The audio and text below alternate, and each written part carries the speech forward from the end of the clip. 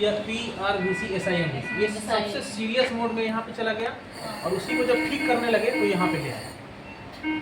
उसी को ठीक करने लगे तो हम SIMV को विनिंग मोड बोलते हैं, मतलब उसको बाहर निकालना है पेशेंट को इंट्यूबेशन से, ठीक। तो PRVC और PRVC-SIMV ये बहुत इंपॉर्टेंट मोड हो गया आपको, इसमें सीरियस पेशेंट को रखना है। फिर आगे वॉल्यूम कंट्रोल मोड में वॉल्यूम असिस्ट कंट्रोल वेंटिलेशन और SIMV, जब यहाँ पे लगा दिए कंट्रोल में, मतलब वॉल्यूम में हम सीरियस पेशेंट को रखे हुए वॉल्यूम कंट्रोल में, इसी को हमको एक्सट्यूबेट करना है तो VSIMV। इसी तरह से प्रेशर सपोर्ट, प्रेशर में बताया था कि क्रिटिकल पेशेंट को रखते हैं, इसमें भी जिसका लंग डैमेज है तो प्रेशर, ये हो गया प्रेशर सपोर्ट वेंटिलेशन, जिसमें पूरा कंट्रोल करके रखोगे आप, और SIMV में हम विनिंग करके कर रहे हैं।